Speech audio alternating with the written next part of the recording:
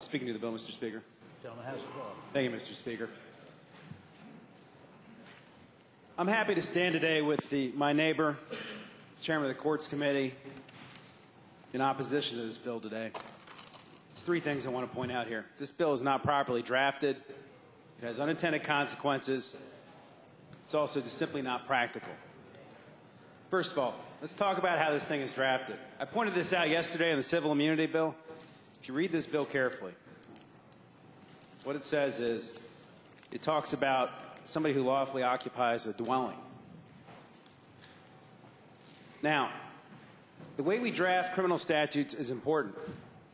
There are no statutes in our code that are looked at more closely by prosecutors, judges, appellate courts than criminal statutes. And I would also say there's no statutes that are more closely looked at than statutes that relate to murder. And you've got to be perfect on this. Now, there are certain principles that are used in court interpreting statutes. For example, there's one principle called in pari materia, which says that when a statute is ambiguous, its meaning may be determined in light of other statutes on the same subject matter. There's also another Latin concept we use, which is called ejusdem generis. Now, why do I bring that up? Because it says when you look at subjects that are related, you look at related parts of the code. What have we said in the code? When it comes to arson, we don't talk about dwellings. We talk about a dwelling house. When we talk about breaking and entering, we don't talk about dwellings. We talk about a dwelling house. When we talk about breaking and entering with the intent to commit a felony, the things this statute is concerned with, we don't talk about dwellings. We talk about a dwelling house. Now, why do we use a different term when dealing with this statute? A court is going to have to figure that out. Prosecutors are going to have to figure that out. If somebody messes up, it's going to result in appeals. It's going to result in new trials. It's going to result in victims having disappointed expectations. It's going to result in a lot of wasted resources. It's going to result in a lot of confusion. This thing is not drafted correctly the way it's drafted right now. The word dwelling is different from the word dwelling house, and it gives, from my point of view, a different interpretation somebody's going to have to figure out. What does that mean? It means unintended consequences. Let me talk about another example which wasn't brought up yesterday, which I don't think is a harebrained hypothetical. Back in 1992, I lived in a house on the grounds of James Madison University with about 28 other men. It was called a fraternity house. And we had a lot of fun.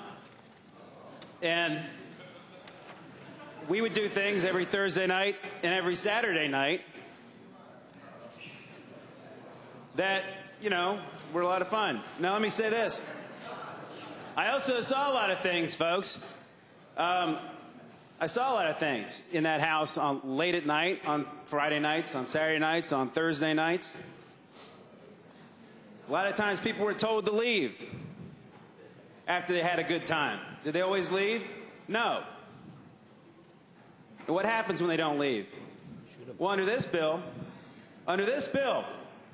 if somebody says, get out of my house, and they say no, no matter how much they had to drink,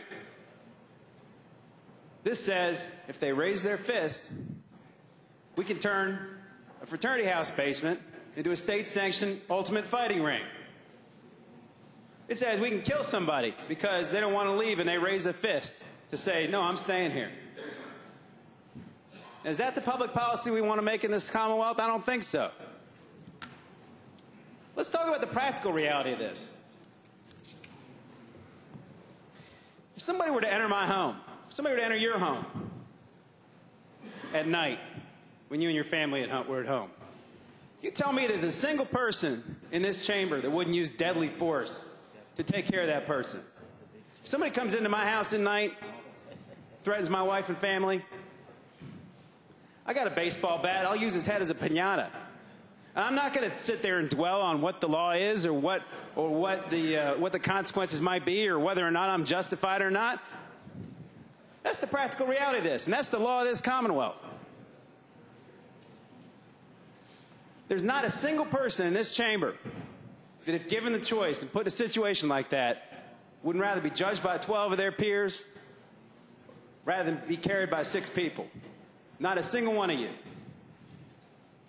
And that's what the law is right now.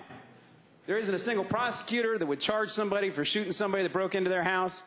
There's not a single jury in this Commonwealth would acquit. And there's not a single person in a Virginia jail right now because this law isn't on the books. The reality is this law is a law in search of a problem that doesn't exist. And it takes our Commonwealth from being a civilized Commonwealth back to the days of the good, the bad, and the ugly, the days of the spaghetti western. And I'm happy to stand with the chairman of the Courts Committee to oppose this bill. I'd urge the body to vote against it. Thank you, Mr. Speaker.